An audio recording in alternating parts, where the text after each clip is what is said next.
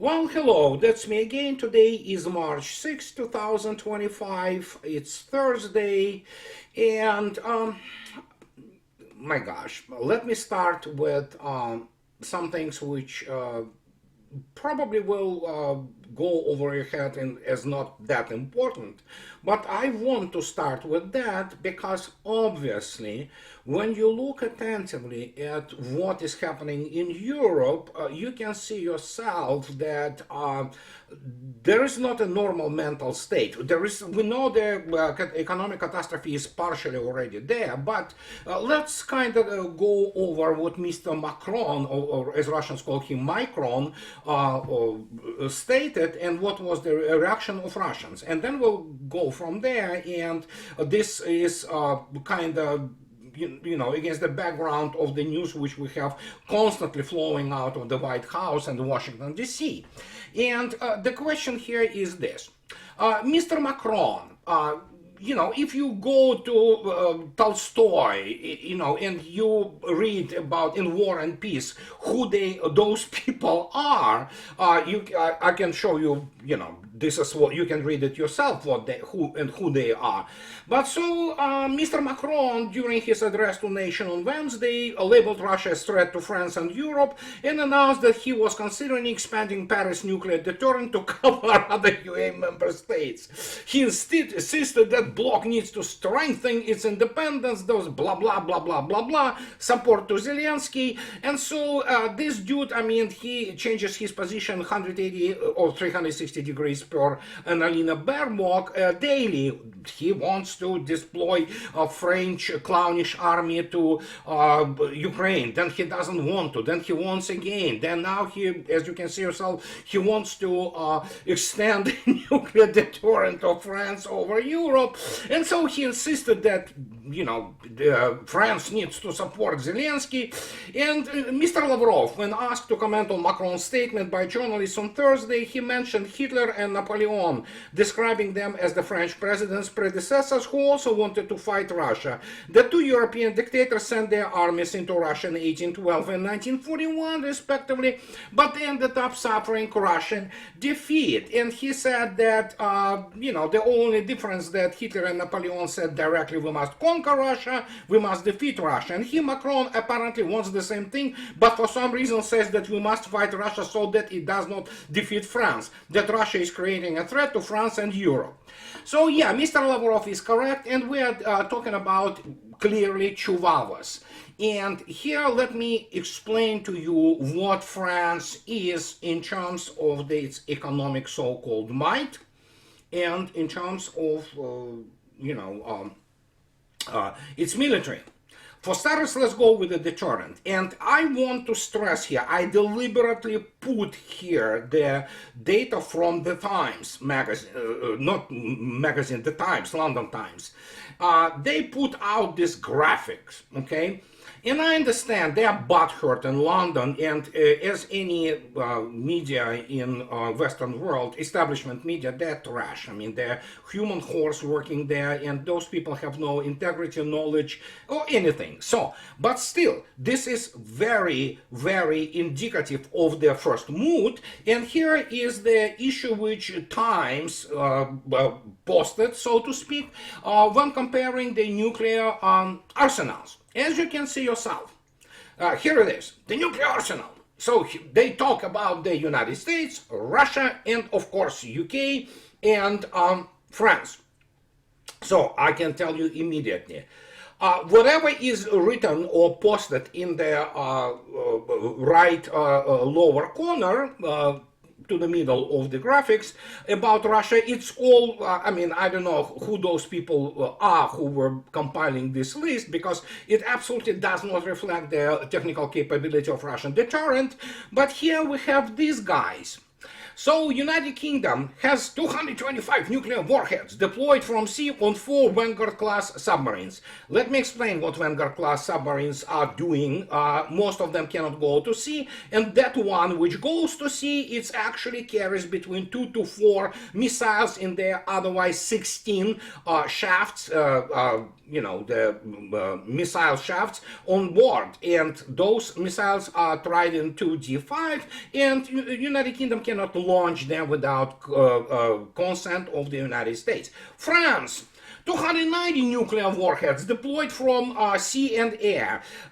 So again, when you count warheads, it's not enough to count warheads. The critical point here are delivery systems. They have 4 Triumph class SSBN, strategic missile submarines.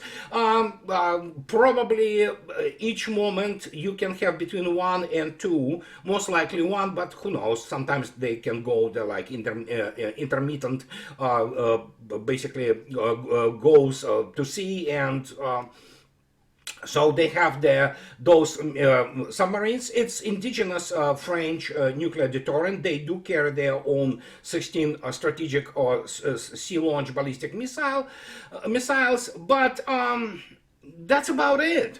Now you see they put this ASMP cruise missile with the range of about 300 kilometers, which cannot be considered serious nuclear weapon. And then you have these 2 monsters.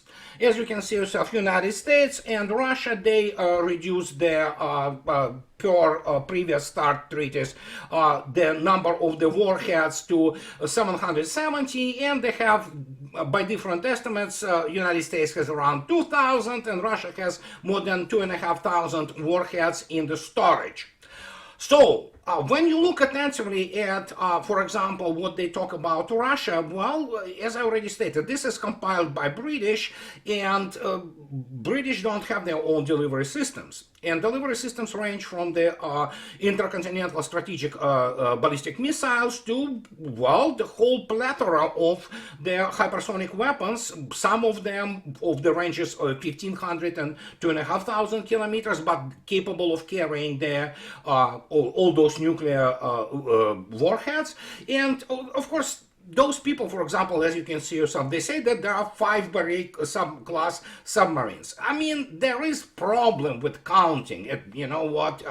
The Great Britain, United Kingdom used to be a great basically house, so to speak, for preparing outstanding mathematicians and physicists. And Roger Penrose immediately comes to mind, among many others. But evidently not those guys at times. They don't understand, for example, that Russia has not 5, but Russia has 8 strategic missile submarines of Barrier class. This is even wiki, and the wiki is correct here. Let's count.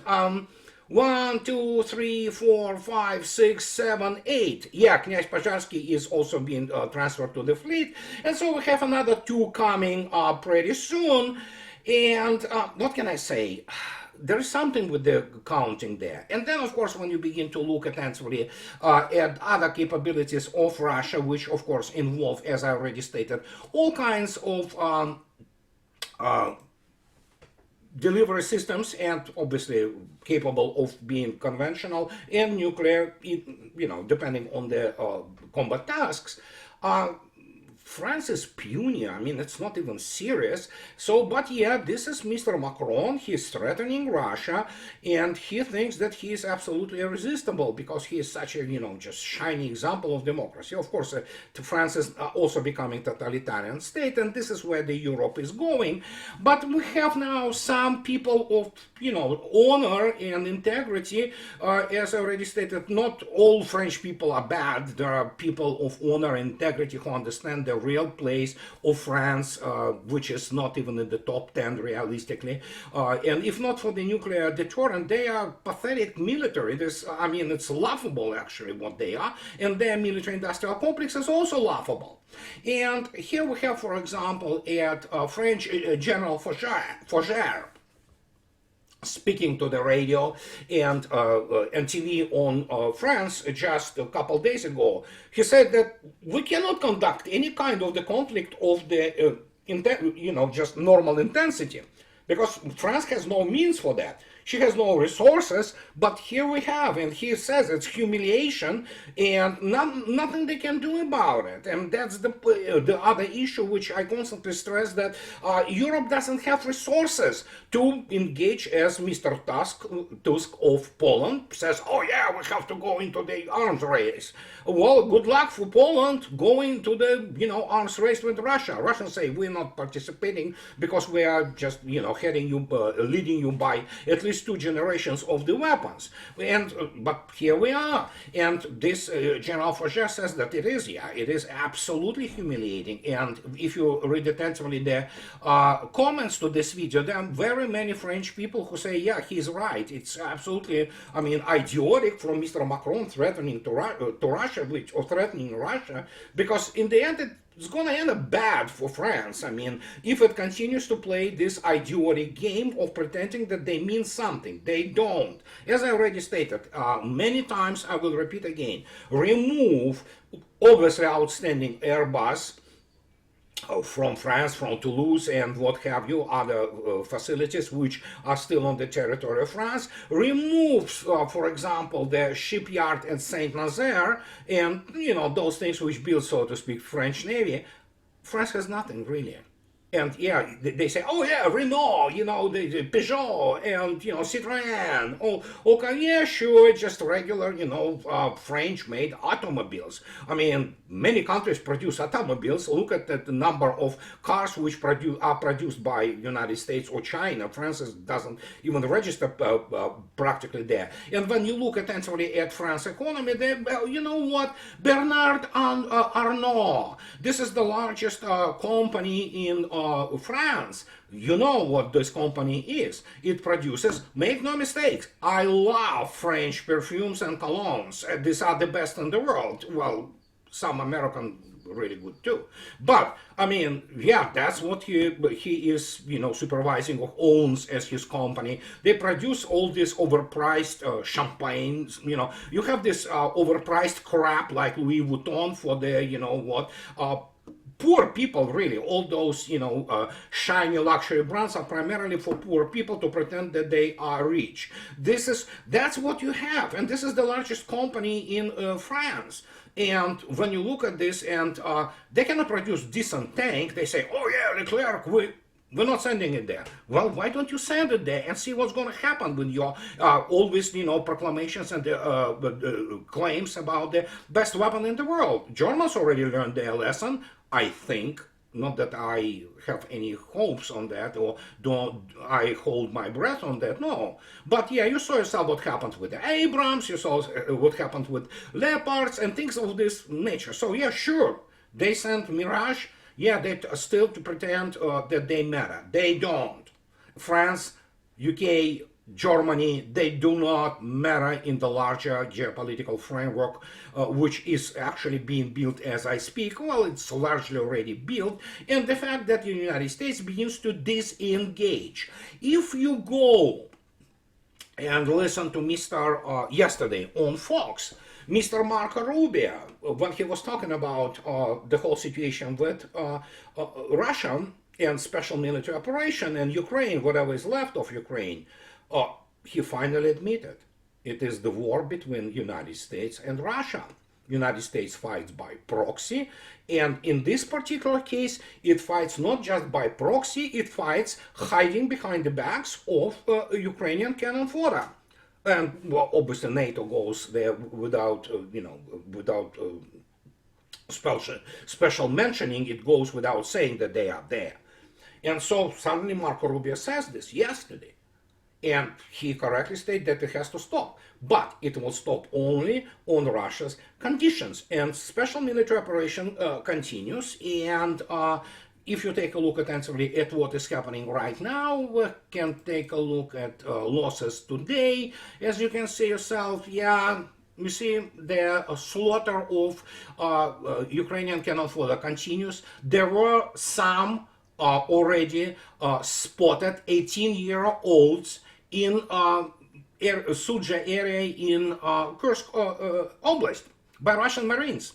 So yeah, those are not combat-ready material. They don't have any training. So they are basically, yes, well, what it is what it is. cannon fodder. Simple as that. And that's what Ukraine tries to pour in for some unknown reason. I mean, they lost, as I already stated many times, whole combined arms army. This is the result of British military planning. And you know, US, for example, graphics, which I showed you, demonstrates it doesn't even count for such systems as Avangard, you know, or Poseidon, you know, and things of this nature. So, and because Russian qualitative advantage is absolutely insurmountable in delivery systems, even by the United States. And just to demonstrate to you why I'm constantly on the record since who knows what, for many years now, well, at least from 2021. That is why I love internet, because it obviously holds the records. You can always refer yourself to something you stated or said, you know, or wrote or what have you a few years back. And I was on record non-stop that all this long-range hypersonic weapon, which they say, oh yeah, we just conducted 3 successful tests, really? And but now, basically, people who are in the know say that the United States is nowhere near an actual weapon, which is the hypersonic weapon. Here is the long-range hypersonic weapon as reported by a number of the agencies, and first US hypersonic weapon still isn't combat ready. It's reported by Bloomberg, and obviously insiders, they say this. The fact that somehow this missile flew somewhere and allegedly struck something doesn't mean that it's even an IOC, initial operational capability. And here is what they report. Although the Pentagon says it intends to deploy its first hypersonic weapon by September 30, more than 3 years after later than planned, its testing office says the weapons managed by the Army has yet to prove it would be effective in combat. This is basically totally in accordance to the, for example, European agency, which deals with the hypersonic weapons, which says that 20 years at least until you have the real weapon system. Simple as that.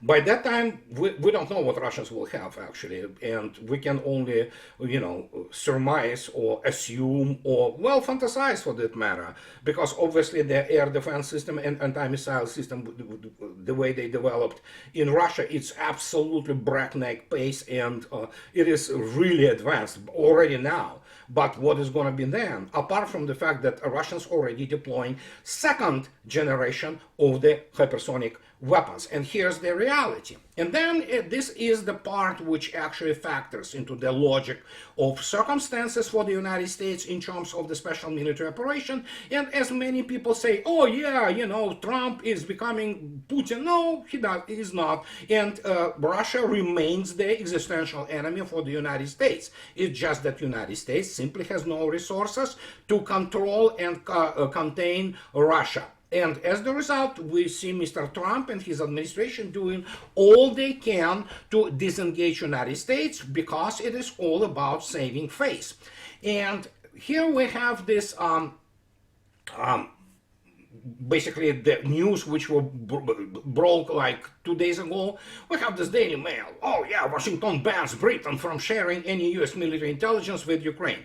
So we have to obviously keep in mind that neither Britain nor France, they have any kind of viable, they have some, especially France, because it has its own launcher, the Ariane, which they can launch some satellites. Their satellite networks, their satellite constellations, which can work for targeting and recon, are pathetic.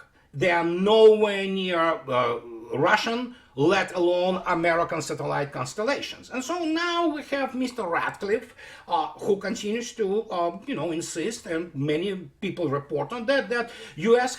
has halted sharing intelligence with Ukraine. CIA director says, it was stated yesterday, and this is, it makes you basically, blind and deaf.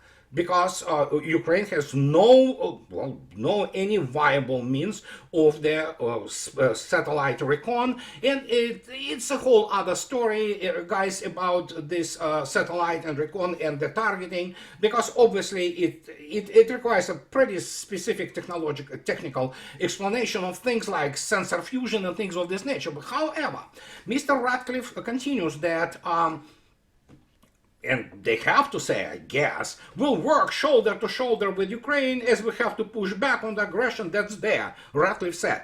The Trump administration early in the week paused military aid to Ukraine, which is, yeah, it's good, it's correct, and it's paused, but Russians are not getting very excited. They are waiting for more steps towards that. But so he says that we can confirm that U.S. European Command has received an order to pause security assistance to the armed forces of Ukraine. This is what he says. Okay, we'll see where it is all going. But obviously the butt hurt is palpable. And for example, we have this situation, which is, again, make no mistake, when I say that and this is not exaggeration, I want to stress, I mean it. And this is like as serious as it gets. There are no serious military professionals and military experts basically operating within the American establishment, or let alone British establishment media, and for that matter there are very few of them in actual militaries. There are some, obviously, people who understand what is going on, but primarily they grew up out of the system which cannot prepare proper combat ready officers for the 21st century combat. And here we have this thing on New York Times, no less. So look at this. Okay. So officials have said Trump's decision to halt aid to Ukraine could reorder the battlefield. Officials have suggested that the pause in weapons shipments and intelligence sharings could be relatively short-lived if Ukraine president bends to White House demands. Sure, I understand that. This is the condition, and let, so to speak, this condition to be fulfilled or met, and whatever. So, as I already stated, Russians are not very excited. They are saying, yeah, that's good, but here it is. And then we have now New York Times. As you can see yourself, these four clowns there, they report there, whatever they are, Helen Cooper, Eric Schmidt, Mark Santori, and whatever. So these people have no clue what they're talking about. They are basically nothing more than propaganda outlet for the neo-Nazi regime in Kiev, and New York Times, which is the, well, it's a sewer, but at least it's sewer which with that, if you label, if you wish, of some kind of the respectable American media. And so they report, on the battlefields of Ukraine and Western Russia, a stalemated war has ground on. Well, actually, it's not stalemated. I don't know what do they mean even stalemate. Stalemate is when you do not move anywhere, nothing is happening. As you see yourself, Russians continue to annihilate whatever is left of Ukrainian men, for that matter, not just armed forces, in the industrial quantities. And so they say that the cause has been heavy casualties on both sides. No, Russians don't have heavy casualties. They really do have casualties. Nobody argues with that. But they are not heavy. And the kill ratio is stratospheric. 1 to 10 to 12, and sometimes in some sectors of the front, 1 to 20. So, yeah, so these guys just repeat the garbage and propaganda which is fed by them, by USA. They are all whores. They are all prostitutes. So they have to go about this way. However, so we have this dude. Despite the disadvantage in munition and forces, Ukrainians have done admirably well in preventing any kind of Russian breakthrough, says G. Jones, a senior vice president with the Center for Strategic International Studies, said in an interview. I want to stress again that all those people, including the Center for Strategic International Studies, I read their things, periodically. It's like, dudes, are you freaking serious? You have no clue what you're writing about. You have no even basic understanding of mathematics. So, but yeah, that's who they are. I mean, the generation of people who used to be competent and, could make, put two and two together, it's long gone from what is called supposedly expert community. There are no experts in Russia, and evidently there are few experts in the modern warfare in the United States across the board. And so, well, let's take a look who Mr. Jones, so to speak, Seth Jones is.